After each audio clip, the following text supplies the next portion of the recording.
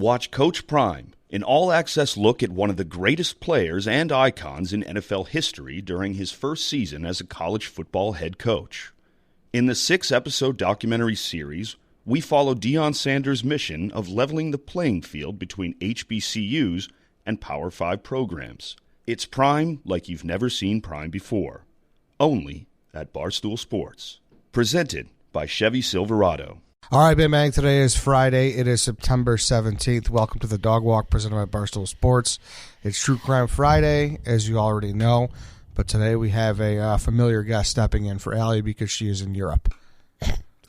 Happy to be the backup on True Crime Friday. Yeah, I don't think I've done one of these in a long time. Maybe the Moxley one was the last one, possibly? Yeah, like 4 or 5 months, 6 months maybe. So definitely old office for sure. Yeah, I'm thrilled to be involved with this one. Yeah. This case is like captivating America. Yeah, the way it happened too. Just like I said, she was out of town, and you had your interest piqued by this topic. So, and you know, we've been talking. I think I had that tweet to you like maybe last weekend, and so many things have changed. We're talking about the Murdaugh family, all the murders, conspiracy, this and that. So much has changed just in like the last 48 hours. Yeah. That.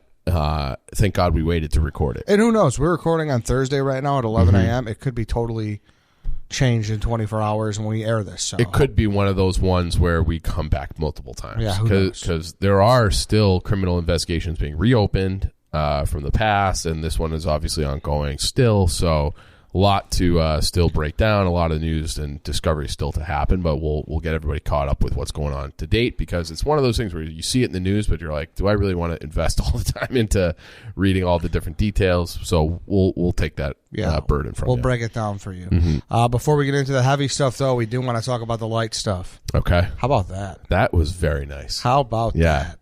And we're talking about Miller Lite, folks. It's Friday. We got a nice little slate of college football tonight. Yeah, that's the way to do it. I kind of love these Friday games for college football. Yeah, it's been a nice change. When it first started, I was like, Fridays for high school. Now I don't care. Just give me all the games. Yeah, shout out to the there's probably dads in the alumni tents at the high school games enjoying some Miller Lite. Shout out to them. Love that. Yeah. Yep. Got to do that. Yeah, so that's what's great. They're out there. They're enjoying some fall activities and drinking Miller Lite while doing so. Miller Lite, you already know the drill. It's going to be always there for you. Old, reliable. I love when you're at the tailgate, speaking of tailgates in the fall, where it starts to get a little bit crisp, and you take it out of the cooler, and it just stays cold. Because the air is cold, so you don't have to worry about, like, my last sip is warm. Now the air is cool. Like, you're just going to enjoy it the whole way through. It's a big difference. So next time you're getting ready to enjoy cold ones with your friends, go to MillerLite.com/redline to find the delivery options near you. Or you can pick up Miller Lite pretty much anywhere that they sell beer. It's Miller time. Celebrate responsibly. Miller Brewing Company, Milwaukee, Wisconsin. 96 calories and 3.2 carbs per 12 ounces. I also want to talk about Dude Products here because we're talking about tailgating. We're talking about the alumni tent. The worst is when you're in a situation and you got to take a shit. Yeah. And you got to use the porta potty toilet paper. This is one of those things where people should just pack it with it. It's so easy. You can even just put it in your back pocket, and then you have it whenever you need it. Put it in your backpack. I literally have a package of Dude showers in my backpack right now. Yeah, and that's what here's what people got to understand is they have these little individual things. It's almost like we talk about the Roman swipe. We talk about the condom. This should be right there with it. Yeah, it's like your fail-safe proof. You know how people have like the doomsday bunkers? Yeah. This is like a metaphorical doomsday bunker that you can just walk around with at all times. Just be prepared. 1,000%. Like no one likes to shit in a porta potty, but if you have one of those on you, you know you're going into a situation where you can at least salvage it. I guess. It elevates your porta potty experience times 1,000. Big time. So go to dudeproducts.com. Use code BC15 for 15% off your order.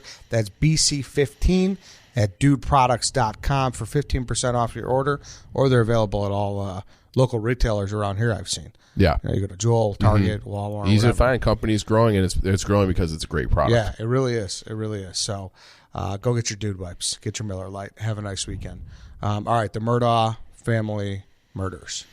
Yeah. So do you want to say what's your overall opinion? Because you did a lot of research on this too. Yeah. So this is something where it's obviously been front and center in the news in the past couple of weeks, month or so maybe, and people have been hit me up. You got to do it. I haven't looked into it until last night, really this morning, and it's real people, so it's not, don't get me wrong, it's tragic and everything, but it's that what people were said was happening. I guess it didn't. I didn't find it as crazy as like most people are finding the story, unless if you're about to unload a bunch of shit at me I didn't know. I may or may not, but Okay. I think you know me like we did the Moxley one we talked about earlier, and that's linked to the Kennedys. Anytime you have this level of wealth, power, political influence tied to a story like this, it takes it up a notch for me. And I was trying to, like, if we want to go into the family background a little bit, because I don't know if that's been really discussed.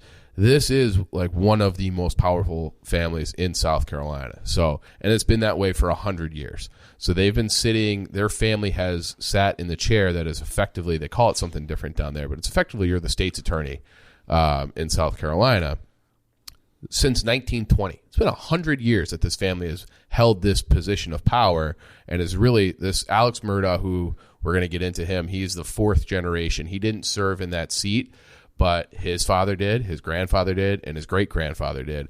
Like I said, all the way back to 1920. So you have this political dynasty in a very powerful position for 100 years. And anytime you have that, it's like, okay, like something's going on with that family. And then while also doing that and holding that position, and I should say that Alex Murdaugh, who's implicated in all these things, was also working for the 14th District for the state of South Carolina as well. And then at the same time, they were partners in probably the most powerful legal dynasty or legal firm in the state as well, which was called Peters, Murdaugh, Parker, Ellsroth, and Dietrich. It's 1 million people. Yeah, it's like 6 people or something like that. But it's and his specific role was investigating wrongful deaths. But then that's also like he was playing both sides of the same coin in a lot of ways. How was he playing both sides? So if he's a state prosecutor, okay, and one of his things is to basically charge people in wrongful death cases, and then he's on the other side of the private. So that's his like public job, is to be like a state's attorney, a state prosecutor, and then his private job It's his private firm. is his private firm, Yeah. which kind of is like he's both like the investigative team with the power of the state's attorney, and then also like the private team, which doesn't necessarily supposed to be able to do that. So he's kind of on. I don't know. It sounds like it's maybe not illegal, but it's like that's kind of odd. Yeah. Okay. So maybe he doesn't. There's 1 million people at that law firm. Maybe Yeah. he wasn't dealing with things that directly related to him, or I don't know. it sounds like his kind of was. Oh, really? So yeah. So that kind of, I don't know. Again, I don't know if that's necessarily illegal, but it's kind of like that's interesting. So, but again, it's like I said at the beginning, off the top, it's like you have these powerful families, powerful intrigue, and maybe like we're a little bit disconnected from it because we've never heard of them until this thing started going bananas in the national media. But can you imagine if it was here and it was like the Madigan family or the Pritzkers or something like that? Like that would probably be like, oh, that would make us sit up straight a little bit more than some family in South Carolina. Yeah, like you setting the stage with that, like 100 years of power. And I knew that. I guess it just didn't really register for me. But you're right. If it was a Madigan or a Pritzker, Right. they'd be like, whoa. Yeah, exactly. This is crazy. How does someone with so much power have all these things going on? Right, and they're linked to like this Alex Murdaugh specifically, linked to the Hampton County, but their family, because again, it's 4 generations. So you think about how a family tree like grows outwards, right? They actually have power in 5 different counties in South Carolina. So it's a pretty widespread sphere of influence. And I read some other quotes from people be like, "Oh, well, I'm from Charleston. I've heard of them, but I don't really give a fuck. We're going to investigate them nonetheless." Blah blah blah. But it is like if you're in one of these families, one of these counties, and this is South Carolina. It's a deeply red state. The Murdaughs are all registered donor Democrats too. So, Oh, really? yeah, kind of interesting that you would think like, hey, like fuck this family, like they've been around for forever. As these, think of all the things that have changed in the state of South Carolina in the last 100 years. A lot. Yeah. Okay. Oh, yeah. So they went from flying the Confederate flag on the state capitol to that was not that long ago that change was made. So to survive as a political dynasty, as a Democrat in the state of South Carolina, it's probably a little bit harder than what the Madigans have done in Illinois, where it's just like it's a deep blue state, and they're this powerful family that's, you know, allegedly very corrupt, but the Murdaughs have been able to stay in power for a long, long time down there, 100 years. Even though, like, and I Googled, and who knows how accurate these things are, Alex Murdaugh doesn't have, like, again, just according to a quick Google search, that great of a net worth. So it makes you think, have you ever seen the show House of Cards? I haven't, but I'm very familiar. Okay, so there's like this line where Kevin Spacey is talking about the difference between, ironically from South Carolina actually, in that show, Kevin Spacey is, his character. Would you rather have money or power? And that was like one of his things. He's like, I'll take power every single time. Every single time I'll take power. So maybe that's one of the dynamics at play here for the Murdaughs, where it's like you're not amassing like ungodly wealth like maybe the Pritzkers, but you wield a ton of power in the state. And then that sort of, you can see how it's playing out. And then also maybe how they covered some things up too to protect themselves along the way, going back to 2015. So we can kind of go through the timeline of events here for the family, and we can pick them apart as we go if you want. Yeah, let's start. So do we start with the boat thing? Is that where you begin here? I start before the boat thing in 2018, and then we'll go forward, and then we have to go back to 2015 as we go along. Okay, because that's like the big thing where people seem to be starting it, is the boat thing. But yeah, let's so start where I would say that, you know, your ears kind of like, what? Perk up a little bit even further back. In 2018, they had this housekeeper. And the housekeeper, her name was Gloria Satterfield. She dies in their house, and they call it a trip and fall accident. So it was an accident, not really investigated. Who would be in charge of investigating something like that? Alex Murdaugh's office for wrongful death in the prosecutor's office. So nothing really to see here. It was an accident. She fell. She's dead. Case closed. What a tragedy. Move on. 2019, what you're talking about, is the boat accident. So they have their son Paul is charged in the death of Mallory Beach, who was 19, this pretty young, college girl, blonde girl, and they were in a boat with I think they said 7 people, and they're high speed down on this river, and they hit a bridge and like basically ripped the boat in half, and Mallory went under and they couldn't find her, so there was like a distressed 911 call. And the reason Paul Murdaugh, who is their eldest son, was charged is because he is on surveillance footage buying alcohol with a fake ID. They said the boat was going as much as 65 miles an hour and driving erratically when it hit the boat. Then at 4 a.m., when he's brought in, they gave him a blood test to test his alcohol level. It was 0.286, which was 3 times the legal limit. So he was underage, buying alcohol illegally, operating the boat recklessly while under the influence, and fucking shit hammered drunk.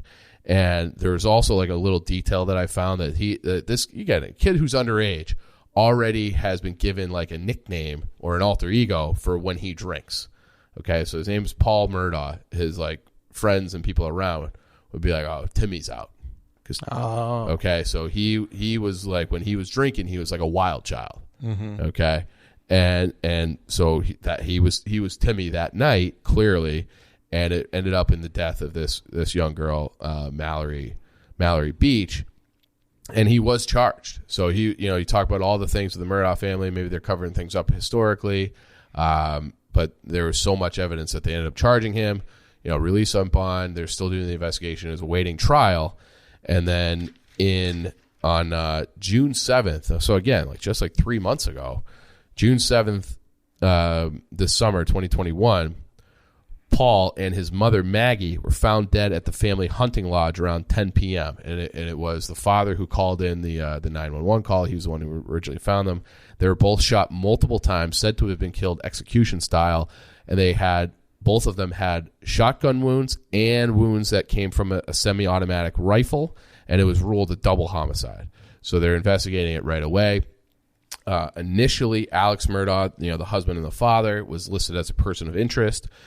Turns out his alibi for that night was rock solid, that he was visiting his father who was dying in a hospital. So there's he has to sign in to the hospital. There's video surveillance of him going in, so that he was dropped as a person of influence from that, from the death of his family.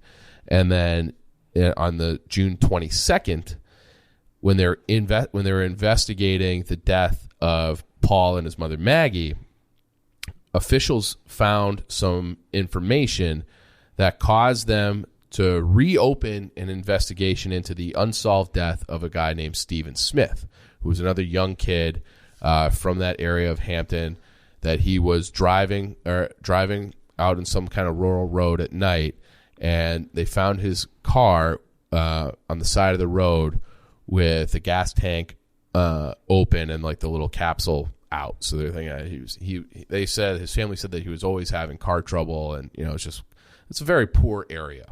Now, Stephen Smith was gay, and there's some witness testimony and some testimony from investigators that had been swept away. This death, he was killed in 2015. This Stephen Smith. Have you heard about this part of this case or not? I have not. Okay, so Stephen Smith, it was ruled by the coroner and the doctor on site, and again, this is an investigation kind of run by the Murdaugh family, that it was a hit and run accident, cold case. No one knew what happened. There's a lot of fingers being pointed at the Murdaugh family for their potential involvement in this case. Timmy, specifically, by Timmy I mean Paul Murdaugh, the oldest son. That hey, hit and run, no evidence, nothing, no hard evidence to charge anybody with that, and the case went cold. So somehow they're investigating the death of Maggie and Paul. They're like, hey, let's reopen the case of Stephen Smith. And people are alleging that it was a hate crime. So they're saying hey, my son would not drive in the middle of the road. He would not walk down the street in the middle of the road at night. He might have had car trouble, might have been walking. And they're saying that there's evidence of he was a hit and run, but also that he had a gunshot wound. So they're both. But it's so there's gunshot wound, or was it a hit and run? How could it be both? So there have the initial the people the police that found his body had reported potential for a gunshot wound, and then the coroner came in, and coroner is an elected official in every state, and he could be saying with ties to the Murdaugh family and the doctors in the hospital, again, maybe the Murdaugh family just hey, let's wipe this away, and cold case, kid's dead, and then that goes away for 6 years until something that they found, which has not, to my knowledge, been disclosed, but they found info while investigating the death of Paul and Maggie that Paul might have been implicated in the death of this Stephen Smith. Oh, wow. Okay, so kind of crazy, right? Okay, so that was on June 22nd. So basically 2 weeks after Paul and Maggie were shot, the police announced that they're reopening the case into Stephen Smith. On September 3rd, 2021, Alex Murdaugh resigns from that powerful legal firm. On September 4th, Alex Murdaugh calls 911 and says he's been shot in the head, actually, on the road by some unknown assailant. Okay, that was on September 4th. On September 9th, his lawyer says that he's in rehab for an opioid addiction. So he got shot on the 4th. What a crazy tragedy. Okay, this guy, after all that's happening, he got shot too. What the fuck's going on now? That's when I feel like that's when the story started to get legs around the country. He had the mother and the son killed, murdered, and now the father, they have an attempt on the father's life. Holy shit. On September 13th, South Carolina State Police announced that they've begun an investigation into Alex Murdaugh for embezzlement and proper use of funds from the law firm that he resigned from. So it's what the fuck is going on? Okay, is the guy still theoretically in rehab for his opioid addiction after being shot in the head, and within 10 days he's now being investigated for another crime that he's committed. On September 14th, 2021, Curtis Edward Smith is charged with shooting Murdaugh.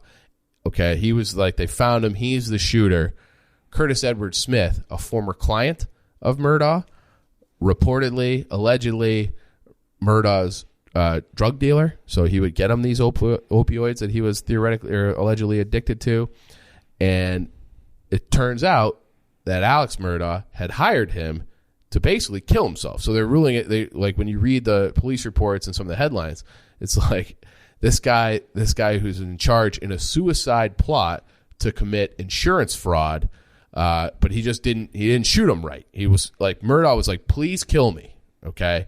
And he probably couldn't kill himself because of the type of insurance that he took out, the type of life insurance that he took out. His younger son would get nothing if it was a suicide. That's typically a stipulation. You can't just be like, hey, give me this insurance policy. Okay, well, if you commit suicide, you clearly just did it for the money.